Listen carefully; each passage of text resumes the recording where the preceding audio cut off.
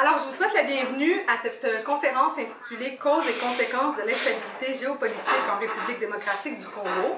Alors, pour ceux et celles qui ont suivi ce qui se passe dans l'actualité dans l'Est de la République démocratique du Congo, vous avez assurément remarqué là, depuis quelques semaines un regain de violence, aussi une montée en force du mouvement M23, plusieurs accrochages entre le M23 et l'armée congolaise, donc, et toutes ces vagues de déplacés, évidemment, tout autour de Goma, qui se réfugient dans les différents camps humanitaires.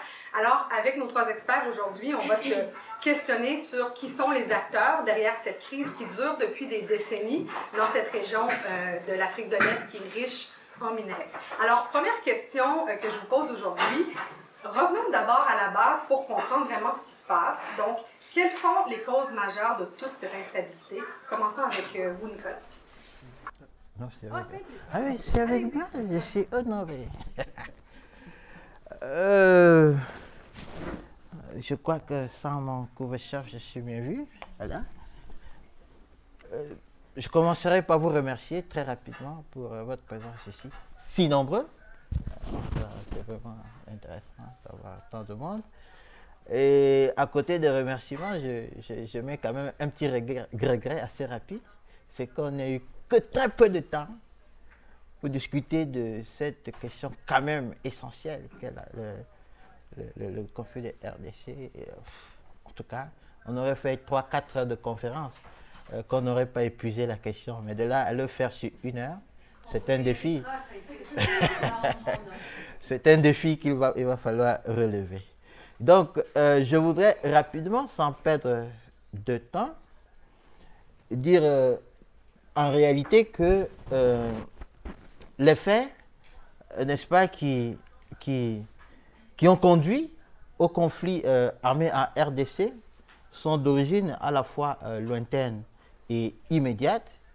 C'est en réalité le produit, n'est-ce pas, de l'enchevêtrement entre des causes structurelles et des causes conjoncturelles, n'est-ce pas, qui contribuent à donner aujourd'hui, n'est-ce pas, de l'intensité à ce conflit. Alors, parlant de causes structurelles, on peut en citer assez rapidement deux, qui sont étroitement liées, n'est-ce pas, à l'héritage colonial. C'est la distribution du pouvoir. Je passe très rapidement, nous allons peut-être avoir l'occasion de développer plus longuement. C'est l'attention portée aux différences ethniques comme mode de mobilisation et comme cause conjoncturelle. Nous avons le rôle des matières premières, autant dire que la RDC souffre aujourd'hui de la richesse de son sol. C'est l'absence de victoires militaires, nous aurons l'occasion de développer tout à l'heure, et finalement l'ingérence, les ingérences extérieures. Permettez-moi de commencer par ce dernier aspect justement, puisqu'il me semble le plus négligé, en Occident surtout, dans l'analyse de ce conflit. Donc j'insisterai pour cela assez rapidement sur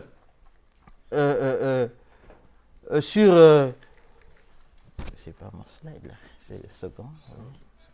Voilà. Donc j'insisterai assez rapidement sur le procès du 15 septembre dernier qui a conduit, n'est-ce pas, à la condamnation à mort de 37 personnes en RDC, dont 3 Américains, 1 Belge, et à la suite, n'est-ce pas, de la tentative du coup d'État manqué du 19 mai 2024. Donc, cette situation met en réalité à nu le rôle trouble de l'Occident dans ce conflit, ou en tout cas, son ingérence depuis l'accession à l'indépendance du pays en 1960. Donc, à côté de l'Occident, à côté de ce rôle de l'Occident, il faut noter que la RDC souffre, je l'ai dit tantôt, de l'immensité de ses richesses. Il faut aussi souligner que la proximité des provinces de rébellion aux frontières du pays contribue à renforcer, n'est-ce pas, d'une certaine manière, la probabilité d'une alliance ad hoc entre les mouvements rebelles et les pays avoisinants. C'est un aspect qui est souvent très négligé dans la littérature occidentale sur le conflit, ou alors traité de manière assez hypocrite. Donc, revenons à présent sur les causes d'ordre structurel, pour noter aussi rapidement que la caractéristique principale des rébellions, n'est-ce pas, successives en RDC, c'est la distance qui sépare, n'est-ce pas, la capitale du pays des lieux de crise. Donc, c'est notamment, ces crises, nous allons le voir tout à l'heure, se déroulent principalement à l'est du pays, c'est-à-dire les deux provinces du Kivu. C'est une frontière qui est partagée entre le Rwanda et l'Ouganda, et des conflits interviennent aussi de temps en temps au niveau du Katanga et dans le Maniema. Nous allons revenir aussi là-dessus. Donc cette circonstance est due essentiellement à l'organisation territoriale héritée de la colonisation et s'explique par la priorité donnée à l'époque coloniale justement à l'exportation des biens du Congo vers l'extérieur. Alors l'État congolais a été créé aussi, c'est un autre aspect, sur la base, n'est-ce pas, d'une multiplicité de peuples ethniquement différents. On a au Kivu, en plus des autochtones, on a des Hutus, on a des Tutsis, de souche et de culture, on dit Kinyarwanda, n'est-ce pas, qui sont venus du Rwanda et du Burundi. On a aussi, donc ces peuples venus du Rwanda et du Burundi ont peuplé, n'est-ce pas, la RDC à des périodes différentes. Pendant la colonisation, c'était pour plusieurs raisons, notamment des raisons d'ordre économique, l'agriculture, etc. Donc, alors, l'une des conséquences évidentes de cela, c'est que le sentiment national ici naît généralement, le plus souvent, n'est-ce pas, de l'allégeance aux dirigeants en place, plutôt que de la définition d'un projet national, et en plus de la persistance de la solidarité ethnique comme outil de mobilisation politique. Donc, je n'ai pas assez de temps, c'est 5 minutes, je ne peux pas me déployer plus que ça. Je crois que je laisserai la parole à Nicolas pour aborder cette question. C'est bon. Mais à mon tour de vous remercier à toutes et à tous pour votre présence aujourd'hui et pour m'avoir invité.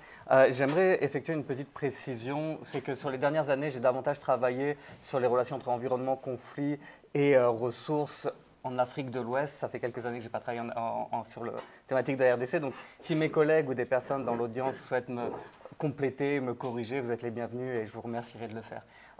Pour donner suite au propos de est-ce que c'est le... En descendant, pardon. Avant de présenter le profil des ressources de la RDC, parce que beaucoup de personnes considèrent la RDC comme un pays très riche et parfois on l'appelle le scandale géologique tellement il concentre de ressources, et certaines personnes vont souligner, certains experts ou intervenants internationaux vont souligner que c'est l'attrait de ces ressources qui participe au conflit aussi. Il faut préciser, rappeler que ce conflit dure depuis près de 30 ans et que dans la première phase du conflit, dans les années 90, on a eu ce qu'on appelait les deux guerres du Congo qui ont impliqué énormément de pays voisins de la RDC, parfois plus lointains comme le régime de Muammar Kadhafi, le régime libyen. Et ça a été un conflit très intense qui a amené dans une première phase le groupe de l'AFDL, mené par Laurent Désiré Kabila, à renverser le pouvoir de Mobutu et détruire le régime du Zaïre. Donc dans cette phase-là, il y a eu des ingérences extérieures. On n'aura pas le temps d'y revenir en détail. Je vous conseille de regarder l'extraordinaire reportage de Gérard El-Thani, qui est une documentariste fabuleuse, qui a fait un reportage qui s'appelle L'Afrique en morceaux, qui vous l'expose en détail. Mais ce qui est important de souligner, c'est que pendant cette première phase de conflit, on a eu le renversement du pouvoir en place. Et après, on a eu une deuxième phase du conflit de 1998 à 2003 où on a eu les mécanismes de prédation qui se sont mis graduellement en place. Alors, pour revenir sur le profil des ressources, je ne vois pas très bien les slides, désolé. Le Congo a énormément de ressources différentes. Ça s'est éteint. Non, c'est bon. Alors, il y a autant de l'or que du diamant, que d'autres types de ressources, et des ressources qu'on dit aujourd'hui stratégiques quand on va parler des nouvelles technologies. Vous savez tous qu'on parle des minerais de conflit, des minerais de sang qui se placent dans nos téléphones portables. Il y a plusieurs de ces minerais, ce qu'on appelle les 3T. On va parler du coltan, de l'étain, de la cassitérite, on va parler du cobalt aussi, de ces différents minerais. Et le Congo fait partie des premières producteurs mondiaux de ce minerai et des premières ressources géologiquement prouvées qu'on a sur les stocks. Alors, est-ce que la slide est revenue? On a ici sur votre gauche le cobalt, il me semble, où on a près de 80% des ressources de cobalt qui sont situées dans le Katanga au sud du Congo. Et sur le schéma de droite, on voit qu'on a près de 43% de la production mondiale de coltan, de tantal, donc le tantal est associé au coltan, qui vient de la RDC, et 22% qui vient du Rwanda. À savoir que les 22% du Rwanda, 90% de cette production, en fait, est issue de la RDC. Et on verra par la suite qu'il y a tout un trafic autour des ressources naturelles qui se base dans l'est de la RDC avec des mécanismes d'exportation au travers des pays voisins. Donc, si dans un premier temps, ces ressources n'ont pas été l'enjeu primaire du conflit qui a mené au renversement du Zaïre et de Mobutu, elles ont été importantes dans les deuxièmes phases du conflit. Premièrement, parce qu'on a vu beaucoup de pays qui intervenaient militairement sur le sol de l'ex-Zaïre, désormais RDC, en se positionnant à proximité de ressources qu'on appelle pillables, facilement extractibles et à haute valeur ajoutée. On parle de diamants, on parle d'or. Donc on a eu certaines troupes régulières des armées nationales voisines qui sont positionnées à proximité de certains sites et qui ont profité en fait des dynamiques conflictuelles pour faire de la prédation et extraire illégalement ces ressources à leur profit. Ça a été dans un premier temps, on voit ce mouvement dans cette seconde carte avec les troupes qui viennent de Namibie, qui viennent parfois d'Angola ou de Zimbabwe et également des pays voisins à l'est de la RDC, Burundi et Rwanda. Donc si dans un premier temps le Rwanda avait argué qu'il intervenait en RDC pour poursuivre les génocidaires en fuite et établir sa propre sécurité, certains observateurs ont souligné que le Rwanda en profitait aussi pour extraire des ressources sur le sol congolais dans l'est de la RDC. Ce qui est important de souligner, c'est qu'on parle beaucoup aujourd'hui du coltan, du cobalt, de toutes ces ressources essentielles à nos produits électroniques. L'importance de ces ressources est apparue que dans la deuxième phase du conflit à partir de la fin des années 90. Dans les premières phases, c'était les ressources plus traditionnelles à haute valeur ajoutée comme l'or ou les diamants. Mais dans la fin des années 90, on a vu venir le boom du coltan, des nouvelles technologies avec les ressources stratégiques américaines qui ont voulu doubler en fait leur provision de coltan. Ça a amené à un boom sur les marchés financiers internationaux et a amené à augmenter la valeur de ce produit. C'est à partir de ce moment-là qu'on a développé la prédation ou l'extraction intensive du coltan à travers les creuseurs et on en reviendra dans les prochaines slides. Nicolas Klingel-Schmidt sur la longue histoire des missions de paix en RDC. Oui, tout à fait. Donc, je remercie en passant l'équipe d'organisation du Sarium pour cet événement très brièvement. Comme j'en fais partie aussi, je ne veux pas me remercier non plus moi-même. Voilà. Alors, effectivement, la MONUC a lieu à partir de 1999, la mission de l'Organisation des Nations Unies au Congo, et lui fait suite à partir de 2010, ce que vous connaissez aujourd'hui sous le nom de la MONUSCO, la mission des Nations Unies de stabilisation en République démocratique du Congo. Il faut savoir que c'est une mission de très grande envergure, puisqu'elle a compté jusqu'à 23 000 casques bleus, unités de police et unités civiles déployées en même temps, en moyenne plutôt autour de 15 000 soldats sur les dernières années, policiers et civils. Et c'est une des 4 plus grandes missions de maintien de la paix des Nations Unies de ces 15 dernières années, avec un budget annuel de plus d'1 milliard de dollars, ce qui la place au même rang que la MINUSMA au Mali, la MINUSCA en République centrafricaine et UNMISS au Soudan du Sud. Donc c'est un point très important pour la vitrine de l'ONU à l'international, mais c'est aussi une mission qui, si elle a des grandes ambitions, a une réalité de terrain qui est complexe. Mes deux collègues ont évoqué tout à l'heure 3 régions, l'Ituri, le Nord Kivu et le Sud Kivu. Il faut savoir, pour avoir une échelle, que c'est à peu près 200 000 km² de superficie et les populations qui y vivent, qui ont été citées par Simplice tout à l'heure, c'est 20 millions de personnes. Donc certes, c'est une mission qui a des moyens importants, mais qui a des obligations de résultats qui sont très importantes aussi. Et cette mission, elle va rapidement être critiquée parce qu'elle ne fonctionne pas suffisamment. Les populations civiles sur place voient la présence des casques bleus depuis 25 ans, depuis 1999 avec la création de la MONUC, mais il n'y a pas assez de résultats. parce que les mandats de la MONUSCO sont limités et parce que des missions de désarmement, démobilisation et réintégration ne suffisent pas à ramener la paix et à lutter contre des groupes armés qui ne nécessitent pas uniquement une mission et des mandats des casques bleus simplement d'interposition, mais véritablement des missions d'offensive pour aller appuyer les forces armées de RDC. Et la conséquence de cette inefficacité de la MONUSCO, c'est probablement des images que vous avez vues dans l'actualité ces dernières années, c'est un ras-le-bol face à la présence de la MONUSCO de la part des populations civiles, alors parfois attisées par de la désinformation, et c'est un des grands chevaux de bataille de la MONUSCO. Vous voyez sur cette image de droite, c'est un atelier qui avait lieu en 2023 auprès de la jeunesse dans le Nord Kivu à Beni, où la MONUSCO organisait des ateliers pour essayer de s'assurer que les populations locales avaient les clés de compréhension de l'actualité et pouvaient avoir une perception critique de ce qui était imputé à la MONUSCO. La problématique qu'on a également, c'est que il y a eu des faits avérés d'agressions sexuelles de la part de soldats de casques bleus de la MONUSCO envers les populations civiles. Je vous ai mis un schéma statistique qui montre donc en bleu, vous voyez chaque année les allégations d'inconduite sexuelle qui ont été documentées par la MONUSCO en bleu, et en gris c'est sur l'ensemble des autres opérations de maintien de la paix des Nations Unies, donc de 2007 à 2022.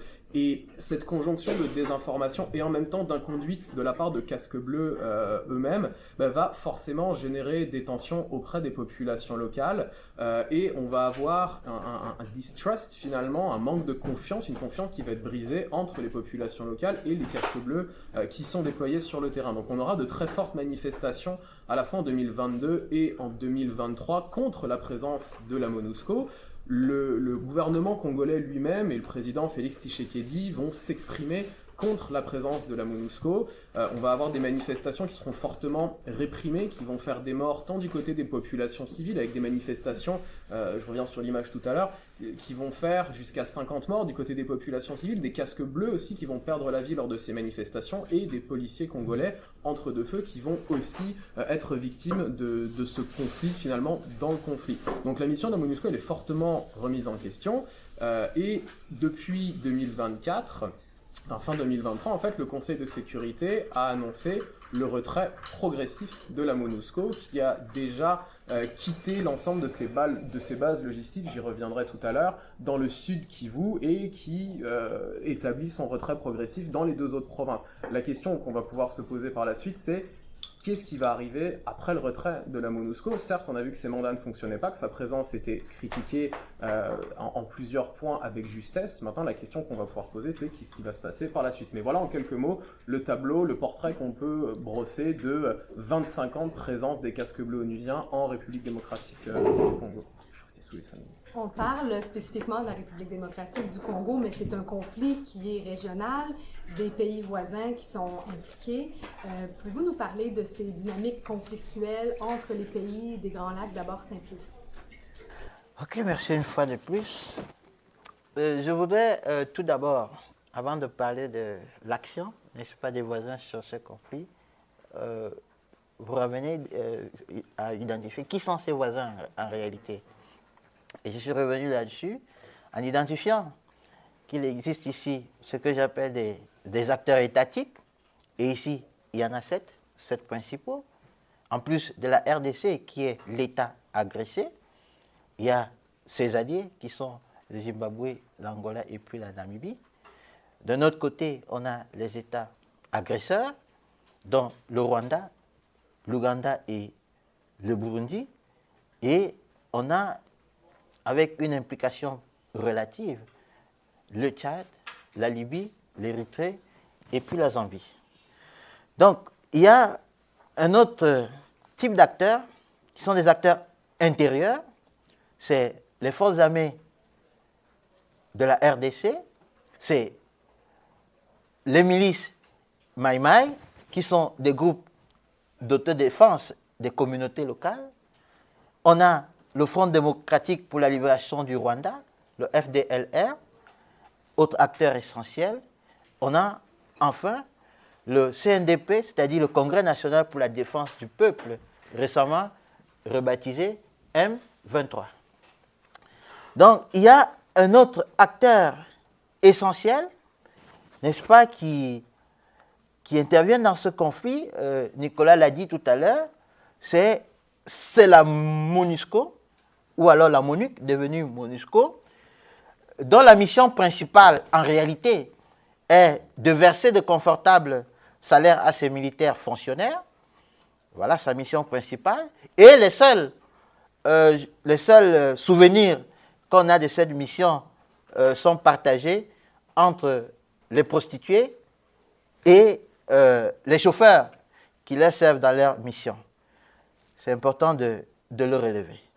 Donc, il est essentiel aussi de revenir sur ces acteurs, effectivement, pour comprendre ce qui se passe et comment l'État est agressé. Mais il faut noter que la faiblesse intrinsèque de l'État congolais tend à exclure, n'est-ce pas, toute velléité d'expansion de la part de cet État lui-même.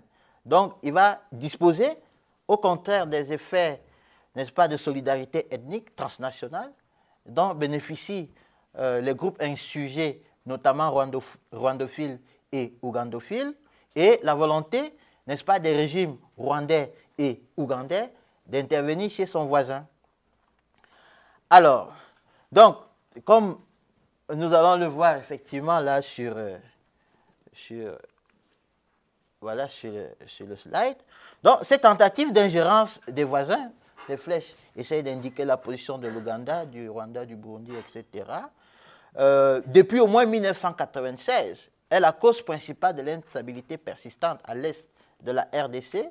Donc, les deux voisins ont notamment participé aux campagnes militaires qui ont conduit au renversement de Mobutu, à la création de la FDL de Kabila. Donc, c'est des formes d'ingérence par excellence, il faut le dire. Donc, pour le Rwanda et l'Ouganda, n'est-ce pas, ces actions visent essentiellement des objectifs sécuritaires.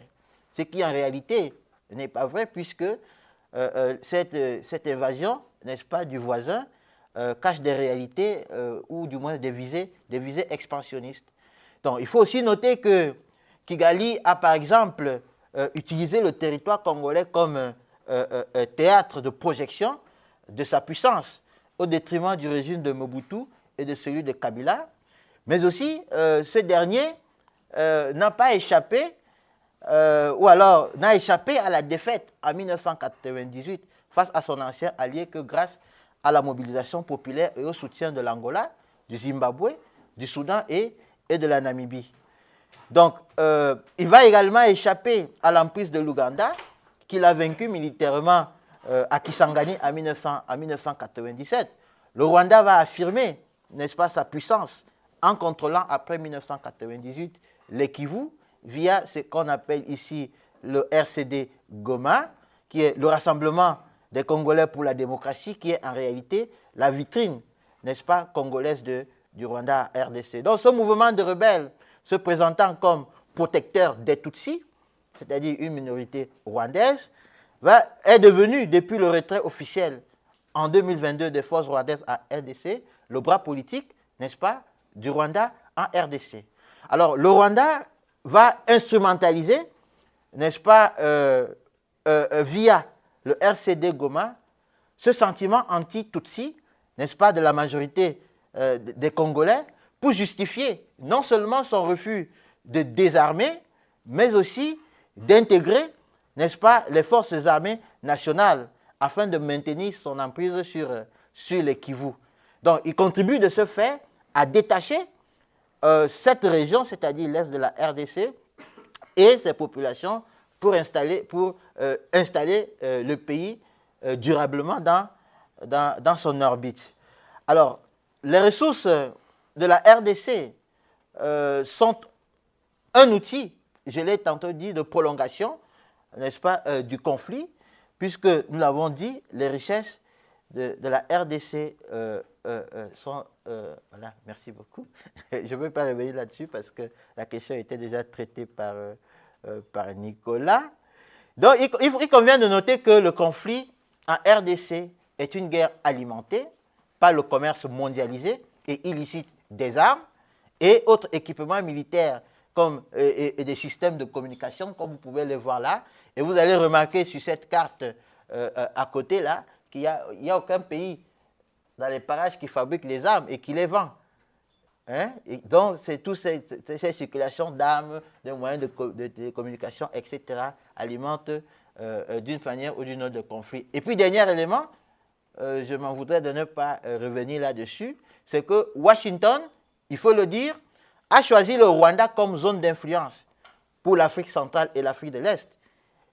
Washington va donc installer au Rwanda, n'est-ce pas, ses bases militaires et soutient ainsi ouvertement la politique agressive du Rwanda et de ses alliés. Je préfère m'arrêter là.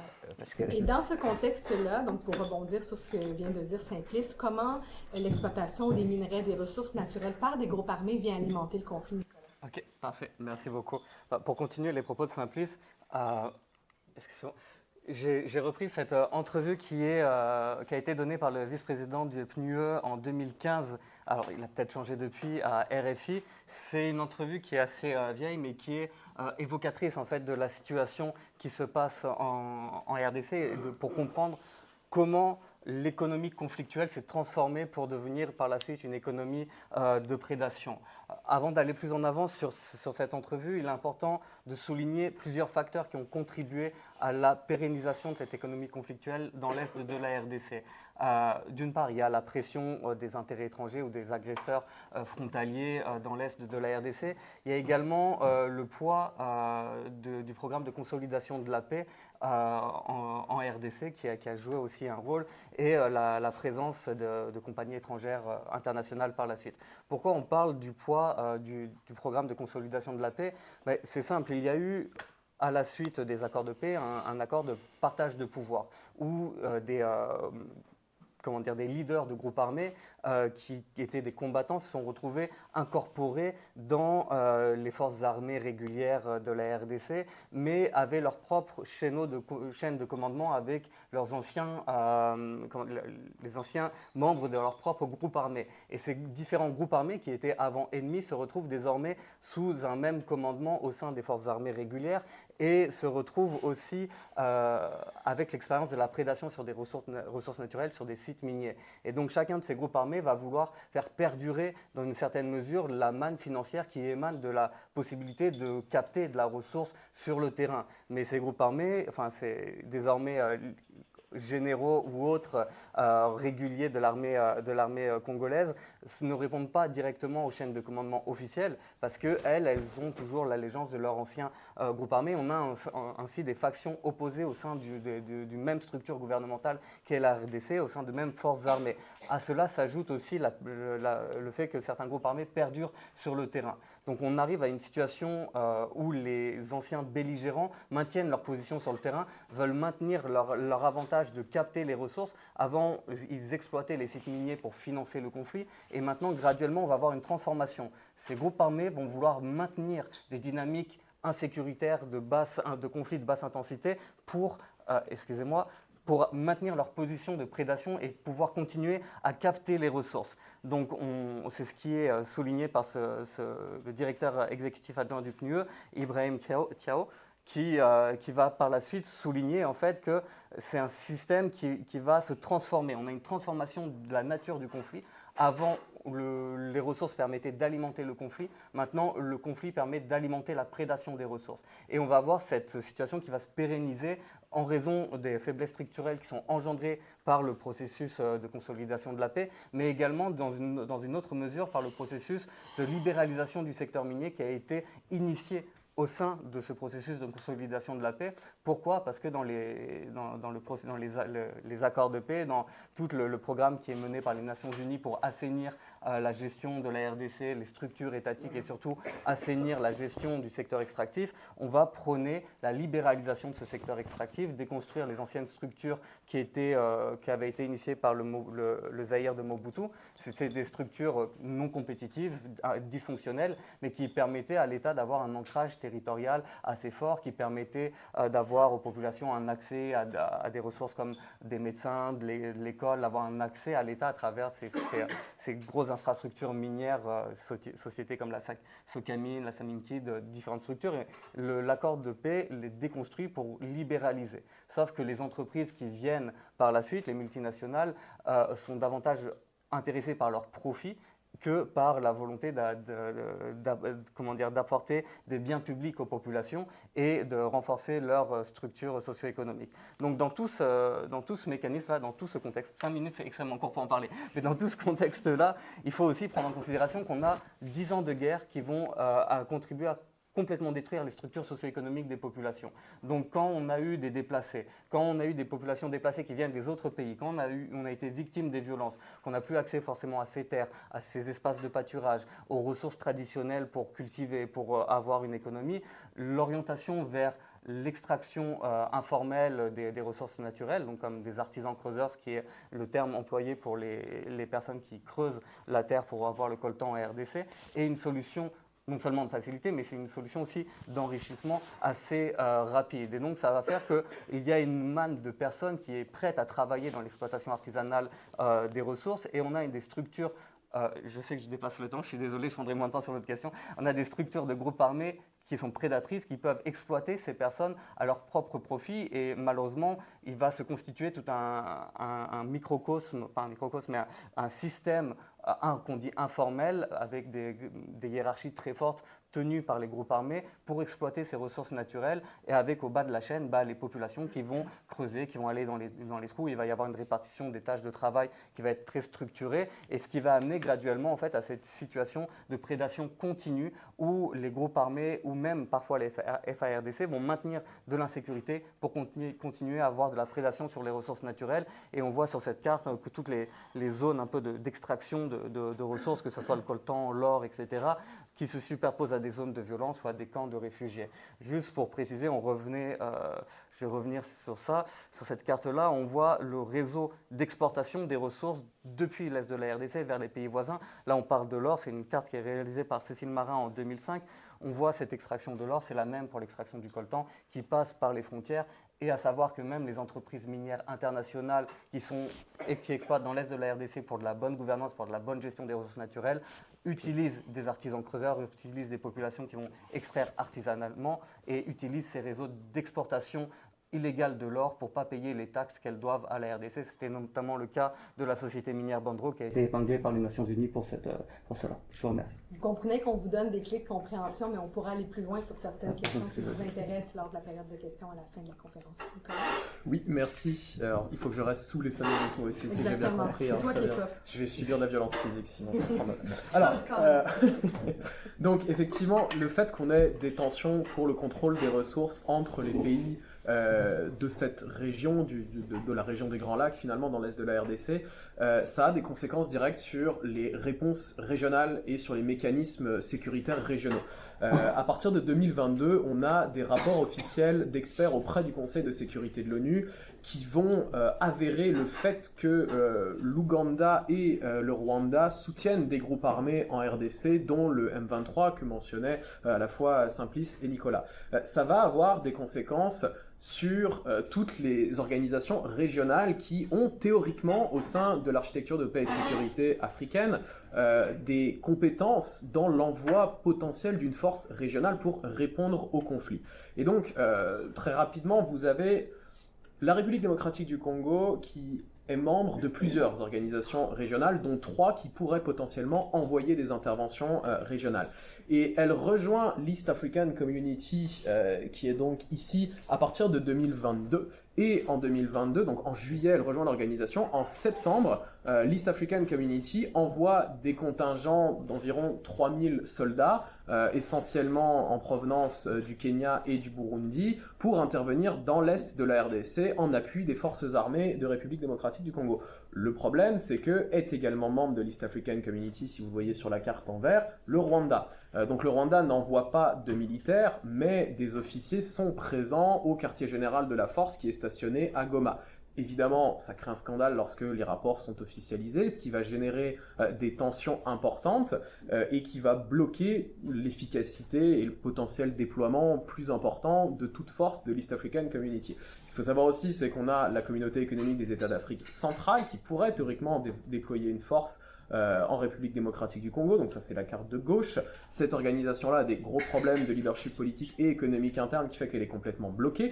Donc la RDC va finalement se tourner vers la Southern African Development Community, au milieu, dont est principalement membre l'Afrique du Sud, qui est la grosse force économique, politique et militaire de cette région-là, de l'Afrique australe.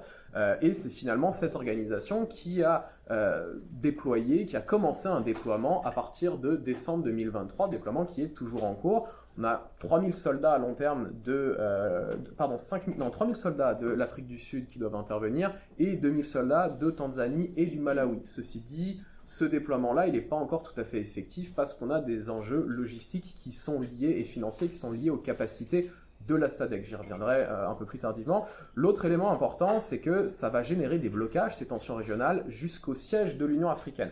Ça, c'est une image qui a été prise dans la salle de conférence de l'Assemblée générale de l'Union africaine en février 2024, où vous avez eu des altercations entre la délégation rwandaise, la délégation de RDC et des représentants de la société civile congolaise qui vont dénoncer le fait que l'Union africaine ne prend pas position dans le cadre de ce qu'ils appellent un véritable génocide qui a lieu actuellement dans l'est de la République démocratique du Congo. Et ça va aller plus loin, c'est que pour qu'une intervention régionale par une des organisations que j'ai mentionnées tout à l'heure puisse avoir lieu, il faut qu'elle soit validée par le Conseil de sécurité de l'ONU, évidemment, pour être conforme au droit international, mais aussi dans l'architecture de paix et de sécurité africaine par le Conseil de paix et de sécurité de l'Union africaine, qui est composé de 15 membres tournants. Et le Rwanda va faire tout un lobbying auprès de ce Conseil de paix et de sécurité de l'Union africaine à partir de fin 2023 pour tenter d'empêcher le déploiement, l'autorisation du déploiement de la SADC dans l'est de la RDC, justement en lieu des intérêts qu'a le Rwanda dans cette région en soutenant le M23, etc. Donc on a véritablement un blocage complet des institutions à la fois régionales et de l'Union africaine à l'échelle continentale qui se trouve pris dans cette espèce de lutte d'influence entre le Rwanda et la RDC qui est plutôt victime dans cette situation. Et je m'arrête là. En 2 minutes chacun, les perspectives d'avenir et ensuite on passera à la période de questions. Simplice d'abord. L'avenir, bonne question. Donc je voudrais très rapidement dire qu'en réalité, il ne revient pas à l'historien de faire l'histoire du futur. Je suis historien de formation. Moi, je m'intéresse aux faits. Mais quand même, s'il y a quelque chose à dire, c'est en réalité que l'exploitation des richesses de la RDC et leur convoitise, ce qu'on appelle les minerais de sang, nous allons le voir tout à l'heure, sont essentiellement pernicieuses, n'est-ce pas, pour la mise en œuvre d'un processus de paix. Et c'est le facteur majeur, n'est-ce pas, du prolongement de ce conflit. Alors, s'il y a quelque chose à envisager pour l'avenir, je ne pense pas que les prédateurs arrêtent leur processus demain matin. Alors, si le processus est stoppé dès demain, alors le conflit, évidemment, va s'arrêter. Mais, je l'ai dit, puisque je ne fais pas l'histoire du futur, ce que je peux tout simplement dire, c'est que nous profitons tous, chacun de nous profite tous, d'une manière ou d'une autre, du chaos qui sévit en RDC. Que ce soit nos ordinateurs, les portables, tout ça, nous bénéficions d'une manière ou d'une autre de ce conflit. Donc des minerais du sang. Et c'est l'occasion pour chacun de nous peut-être de se mobiliser et de dire stop. Non, il faut arrêter la saignée. Je crois que c'est ce qu'il faut faire. Et si les États sont incapables de prendre ce type de décision, je pense qu'individuellement, chacun de nous peut faire poids. Donc, merci Simplice. Nicolas? Oui, alors il y a eu plusieurs tentatives de régulation ou de traçabilité des minerais de conflit extraits en RDC. Il y a eu la loi de Dodd-Frank où il y avait la section 1502 aux États-Unis qui essayait d'interdire aux entreprises américaines d'importer des minerais de conflit, qui a été abrogé, il me semble, en 2017 par Donald Trump. Il y a eu une volonté similaire à l'Union européenne, on y viendra peut-être plus tard. Mais globalement, ces entreprises, enfin ces initiatives, ces lois vont essayer d'imposer une traçabilité des minerais de conflit. Alors, il y avait une première possibilité de tracer le coltan. On ne peut pas tracer tous les minerais, par contre, on ne peut pas tracer l'or ou autre, mais on peut tracer le coltan, certains diamants, parce qu'ils ont des signatures géologiques particulières. Donc, on savait, dès la fin des années 2000, la coopération allemande avec les experts géologues allemands ont mis en place un protocole qui permettait de cartographier d'où venaient certains types de minerais dans l'est de la RDC ou dans le Rwanda, mais ce n'est pas encore assez précis. Et en fait, il y a eu un gros problème en fait, de confiance sur ce mécanisme de traçabilité et de certification qui ont été mis en œuvre. Et c'est ce qu'a dénoncé l'ONG Global Witness avec ce qu'il a appelé la laverie ETSCI, qui est un des mécanismes de traçabilité des minerais de conflit, du coltan, notamment dans l'est de la RDC. Mais en fait, on met en lumière que pour savoir d'où vient un minerai, un stock extrait, c'est extrêmement compliqué parce qu'il faut faire confiance aussi aux acteurs qui sont sur place. Il y a énormément de corruption, il y a des mines qui sont considérées comme exemples de conflits, qui respectent les droits humains, qui ne font pas travailler des enfants, qui se situent à 2 km de mines qui sont contrôlées par des groupes armés. Il y a une perméabilité dans les stocks. Donc en fait, on ne peut absolument pas faire confiance à ces outils de traçabilité.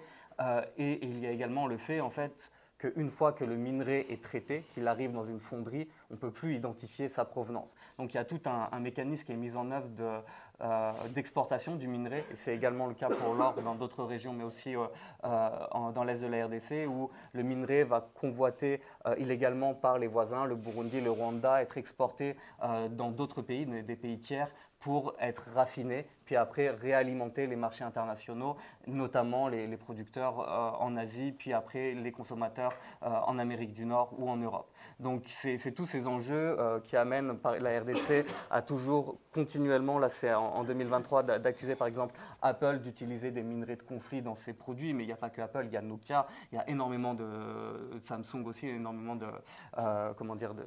d'entreprises qui sont responsables. Et c'est ça, c'est une grosse difficulté de tracer ces minerais. Il y a certaines, j'utilise encore une minute, je suis désolé, il y a certaines compagnies qui veulent faire des minerais propres, on prend des appareils propres et responsables. On pense à l'entreprise Fairphone qui montre ici en fait ses sources d'approvisionnement. Fairphone s'approvisionne toujours en RDC pour son coltan. Elle ne peut pas faire autrement. Elle essaye de s'approvisionner dans des mines qui sont exemptes de conflits ou du travail des enfants, du respect des droits de l'homme. Mais c'est extrêmement difficile de faire confiance à ces chaînes de traçabilité, à la transparence en fait, de ces chaînes et de ces sources d'approvisionnement. La seule remarque positive qu'on peut faire à Fairphone, c'est qu'elle fait de la transparence elle-même sur ses approvisionnements et elle essaye de faire le maximum pour cela. Et pour conclure, Nicolas, on parle de perspectives d'avenir, fin de la MONUSCO d'ici la fin de l'année? Ouais, fin de la MONUSCO d'ici 2024, même si le Conseil de sécurité n'a pas fixé de date butoir. Il y a un plan en 3 phases qui a été signé avec le gouvernement congolais à Kinshasa sur une fin de la MONUSCO, un retrait complet. Donc on a déjà plus d'unités dans le sud Kivu. Toutes les bases et installations ont été laissées aux forces armées de RDC, aux forces de police. Maintenant, voilà, la MONUSCO est en cours de retrait, ne sera plus là d'ici fin 2024. J'ai mentionné tout à l'heure la SAMI-RDC, donc l'intervention de la SADC en République démocratique du Congo, qui pour l'instant a peu de moyens. Mais je dirais, je ne suis pas historien, mais je vais moi aussi me garder de faire des perspectives sur l'avenir. Je dirais que ce qu'il faut regarder maintenant, c'est la collaboration qu'on va avoir entre le Conseil de sécurité à New York et le Conseil de paix et de sécurité de l'Union africaine à Addis Abeba. Pourquoi ? Parce qu'en décembre 2023, le Conseil de sécurité a adopté la résolution 2719. C'est un chiffre que vous allez beaucoup entendre. Pourquoi ? Parce que cette résolution, elle ouvre la possibilité que les contributions des membres de l'Organisation des Nations Unies financières servent à financer le budget des opérations de paix menées directement par l'Union africaine, du type de celle qu'on avait, la MISOM, qui a laissé la place à ATMIS en Somalie. Ce schéma-là, il impliquerait que 75% du budget de ces opérations menées par l'Union africaine soit pris en charge par l'ONU. Donc ça réglerait en partie le problème du financement direct des opérations de paix qui sont menées par l'Union africaine ou les communautés économiques régionales, puisqu'il y a des difficultés de financement. Les États membres de l'Union africaine ont du mal à parvenir à remplir leurs contributions auprès des organisations régionales africaines et de l'Union africaine. Donc on aurait 75% du problème qui serait potentiellement résolu. Vous allez me dire, oui, les 25% restants, ce serait l'occasion d'activer le Fonds pour la paix de l'Union africaine qui a atteint 400 millions de dollars cette année, qui a été lancé officiellement en 2017.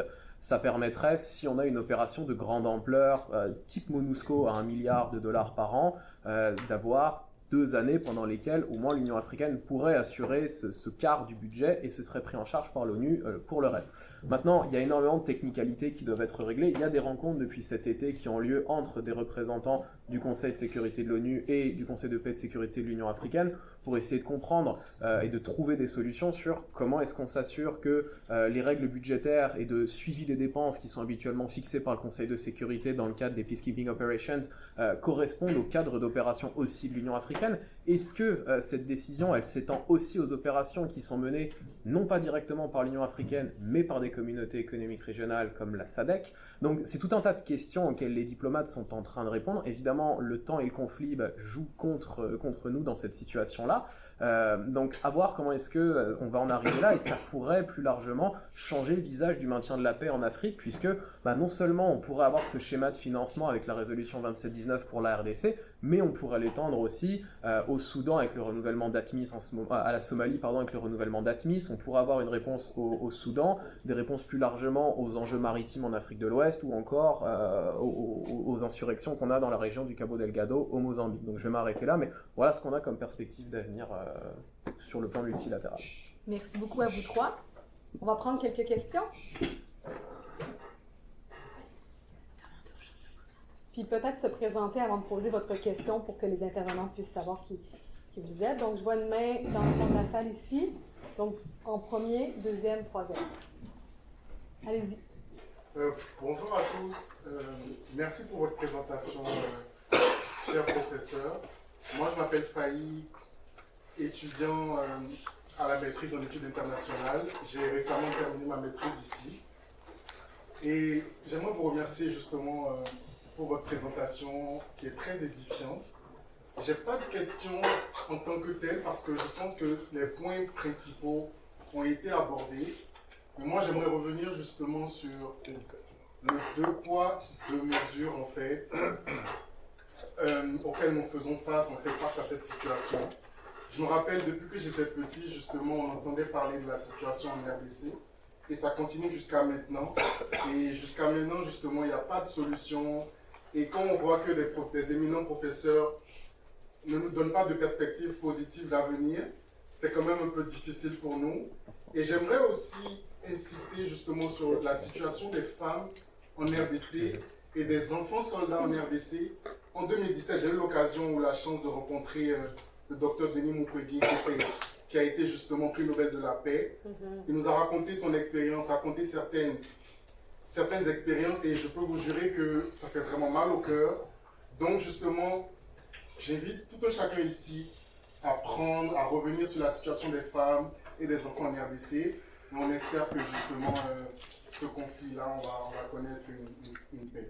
Merci pour votre commentaire. Je vous signale qu'il y a le congrès de la chaire Mukwege qui est organisé en décembre ici à Montréal, auquel va participer le Cerium, et l'organisatrice de ce congrès est avec nous dans la salle aujourd'hui, donc je la salue bien chaleureusement. On va passer à d'autres questions, s'il vous plaît. J'adore vos commentaires, mais on n'a pas beaucoup de temps. Si vous voulez entendre nos experts, je vous invite à poser des questions courtes et directes. Merci. Oui, ok, merci beaucoup. Je suis Raphaël Vilinois, chercheur au Centre d'excellence Denis Mukwege, et je fais mes recherches doctorales à l'Université de Liège. Donc j'ai profité de l'occasion de mon séjour ici à Montréal pour participer aussi à des activités pareilles.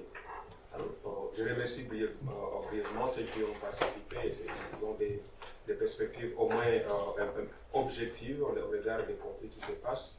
Alors, ma question elle est trop simple. Alors, je suis en train de me demander comment les conseils de sécurité qui se chargent du maintien de la paix et de la sécurité internationale ne parviennent pas à prendre des décisions concrètes pour mettre fin aux hostilités, et puis transfèrent transfère, si je peux dire ainsi, certaines de ses compétences aux organes régionaux de sécurité.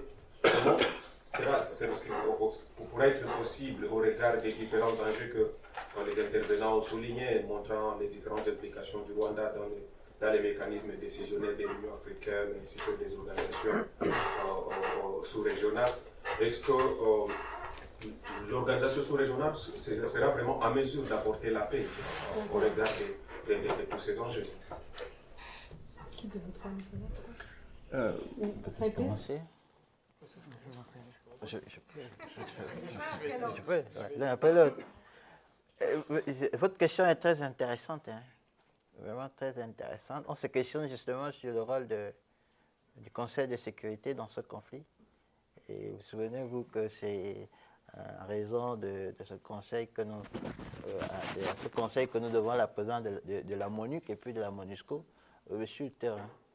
Mais moi j'ai lu là-dessus et c'est documenté. Il est probable, effectivement, et certaines sources le disent, que la MONUC est elle-même impliquée, n'est-ce pas, dans le pillage de ces richesses en RDC. Alors, si vous êtes dans une situation où vous vous sucrez, comme on dit chez moi, vous voulez que ça finisse? Je ne pense pas. Je peux ajouter un peu parce que... Je laisserai répondre Nicolas parce qu'on a très peu de temps, comme je vous disais. Je voudrais vraiment laisser la chance aux autres questions, mais merci beaucoup. On va laisser Nicolas répondre. Mais ceci dit, on pourrait changer plus longuement là-dessus après. Mais pour répondre très brièvement, il y a deux choses. D'une part, le Conseil de sécurité de l'ONU, oui, il ne parvient pas à résoudre la situation parce que, comme je le disais dans ma première intervention, les mandats qui étaient attribués aux casques bleus ne répondaient pas aux enjeux de terrain. Et ça, c'est une autocritique que se fait même l'ONU. Maintenant, il y a aussi l'idée de favoriser des approches locales, des approches par le bas, si je reprends les concepts de Séverine Hautser, qui était venue l'année dernière présenter son ouvrage sur les fronts de la paix en français, que je vous recommande, où elle dénonce un peu cette espèce de UN corporate. L'autre enjeu, et vous avez dit, est-ce que les organisations régionales, donc SADC ou Union africaine, s'en sortiraient mieux?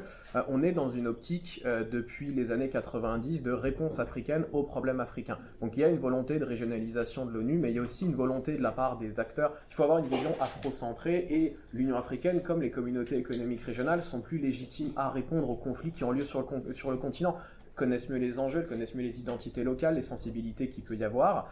Et donc l'idée, c'est d'apporter un développement des capacités à ces réponses locales. L'autre enjeu aussi, c'est que le Conseil de sécurité, 5 membres permanents, 10 non permanents, combien de membres africains? 2 à 3 dans les 10 membres tournants, aucun poids réel. L'Union africaine a mis en place plusieurs initiatives, le C10, qui est une commission de 10 membres qui doivent essayer de porter une réforme du Conseil de sécurité. On le retrouve aussi ça dans le consensus d'Elziwini de l'Union africaine il y a quelques années, qui veut que l'Union africaine et les États africains aient plus de poids dans les décisions du Conseil de sécurité. Donc finalement, ce transfert de responsabilité potentiel avec la résolution 2719 de l'ONU vers l'Union africaine et les communautés économiques régionales, ça pourrait être un premier pas dans cette direction. Donc on peut le voir comme ça. Les réponses régionales seront peut-être potentiellement plus efficaces que celles apportées par l'ONU jusqu'à présent. C'est très bref, mais c'est ce que je dirais là-dessus. On va prendre 2 questions. Donc monsieur ici et monsieur qui avait levé la main. Des réponses, on pourra prendre une dernière question après. Allez-y. Bonjour à tous et merci beaucoup, c'était passionnant. Je m'appelle Chian, je suis étudiant en français cette année à Montréal en sciences humaines et politiques. Et donc je suis très intéressé par tous ces enjeux-là. Et cet été, j'ai eu la chance de pouvoir être au Rwanda, dans la région du Nord Kivu, pendant une période. Et j'ai pu constater dans le pays et dans cette région la forte présence de la Chine, surtout dans l'économie, en termes notamment de financement des routes ou alors de l'industrie, plus pour le coup dans la région de Kigali. Et quand on sait que, et j'ai déjà eu l'occasion d'étudier un peu ça, que la Chine est très présente dans l'industrie et dans le développement de l'économie africaine. Est-ce que concrètement, dans ce conflit-là, dans cette région-là, côté congolais pour le coup, il y a une intervention chinoise, que ce soit dans l'exploitation des divers minéraux ou alors toute forme d'ingérence qui pourrait alimenter le conflit? Je vous réponds sans embâche, oui. On va prendre la deuxième question, puis après vous pourrez répondre. Ok. Oui, quelques réponses en rafale. Allez-y. Moi, je suis César, je suis doctorant en sciences politiques. Moi, j'ai une question pour les... Alors, le pensez-vous pas que la dominance et la persistance de ce conflit est davantage le résultat du fait combiner des fois après des élections, la faible capacité de l'État, la faible capacité militaire, la faible capacité de contrôle du territoire, et la faible capacité de réponse aux demandes sociales que tout ce qu'on cite, que tout ce qu'on a évoqué comme autre facteur, à savoir l'instrumentalisation des identités, la cupidité des acteurs rebelles avec le soutien international. Moi, je peux un peu entrer dans les détails. Moi, je le dis parce que si ces gens font des incursions, pour moi, si des groupes rebelles arrivent à se former, c'est probablement parce que les conditions sont réunies. Alors, pour ceux qui s'intéressent à la guerre, on dit que ces groupes rebelles très souvent bénéficient du soutien social préexistant. Donc, si ces groupes arrivent à persister, c'est parce que dans une certaine mesure, ils sont acceptés. Et s'ils sont acceptés, est-ce que l'État n'a pas, on va dire, une responsabilité dans cette situation-là? Donc, moi, je repose ma question, est-ce que la surveillance et la persistance n'est pas davantage le résultat de l'effet combiné de ces trois facteurs-là que de tous les autres facteurs? Votre question, elle est rhétorique en fait. C'est-à-dire, vous avez les éléments de réponse à votre question dans votre question. Donc, peut-être répondre aussi à la première question au deux en même temps. Je crois que j'avais déjà répondu. Tout à l'heure, tout à l'heure, effectivement, je devais m'étaler là-dessus. Parmi les acteurs que j'ai cités, il y a effectivement un acteur. Il est un nouvel acteur. Il arrive très récemment dans cette époque-là. C'est effectivement la Chine qui joue depuis quelques années un rôle essentiel dans ce conflit. Donc, effectivement, pour ce qui est des trois éléments que vous mobilisez, effectivement, dans la tâche qui nous était demandé d'insister sur les causes majeures. Il y a bien sûr ces causes-là qu'on ne peut pas négliger, évidemment. La RDC, c'est une mastodonte. Et pour un État aussi faible comme celui de la RDC, contrôler toute cette machine, en réalité, et on peut comprendre parfois des frustrations et dire même que parfois les forces armées congolaises contribuent à motiver, n'est-ce pas, ces conflits parce qu'elles-mêmes tirent profit de la situation. Ça, il faut le dire, c'est un fait. Nicolas, vous vouliez ajouter quelque chose? Oui, sur la Chine, ce serait important de préciser que la Chine est venue trouver une situation qui existait déjà. Et à moins de preuves que je n'ai pas à ma connaissance, elle n'a pas d'ingérence directe dans le conflit. Elle n'a pas besoin, en fait, elle est l'un des principaux destinataires des exportations pour transformer les produits aussi, parfois pour les raffiner.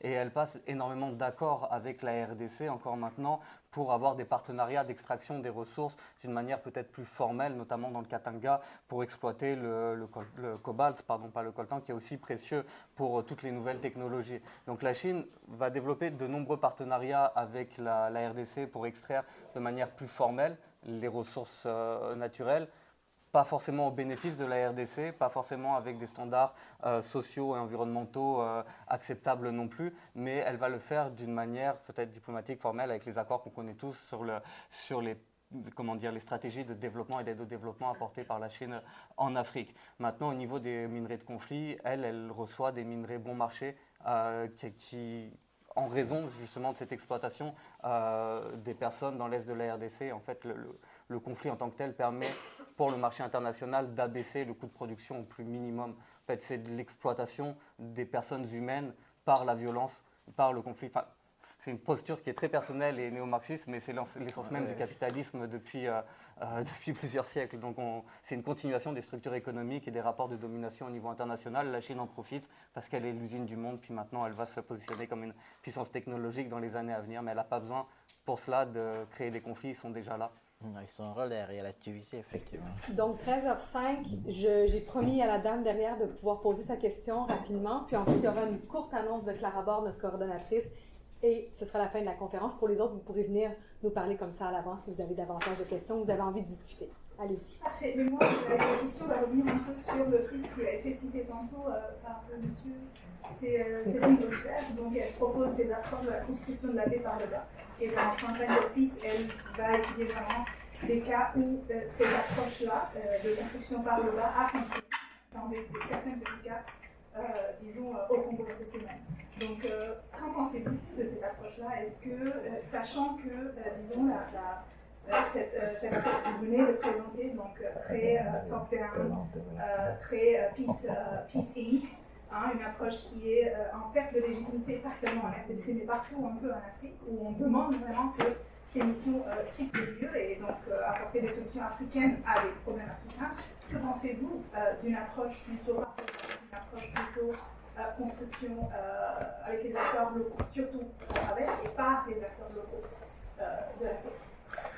Je pense que la professeure Séverine Auxerre a suffisamment documenté ses recherches. Je pense qu'elle a fait plusieurs centaines d'entretiens sur plusieurs zones de conflit pour parvenir à cette conclusion. D'une part, constater que les réponses de l'ONU actuelles ne fonctionnent pas ou fonctionnent mal, et à l'inverse que prendre le temps sur des temps plus longs aussi, sur des programmes qui durent plus de 4, 5, 6 années d'affilée, là où les réponses de l'ONU vont être beaucoup plus courtes, c'est effectivement plus efficace, plus durable. On a une paix positive, c'est-à-dire qu'on crée des conditions sociales et économiques pour un maintien de la paix durable, une reconstruction de la paix, tandis que les réponses de l'ONU, elles vont plus être sur une paix négative, c'est-à-dire l'absence de guerre. Même si... Après, et Séverine Auxerre le disait elle-même, l'ONU a une capacité d'autocritique, et c'est peut-être justement à travers l'idée de développer davantage les solutions africaines aux problèmes africains, c'est un leitmotiv générique là, mais de développer davantage des structures des communautés économiques régionales africaines et de l'Union africaine, on pourrait effectivement parvenir à quelque chose de plus pertinent sur le long terme et de plus efficace,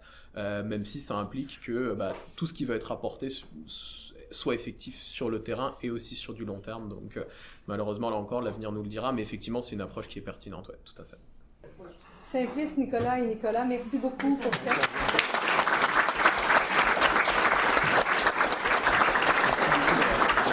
Oui, c'était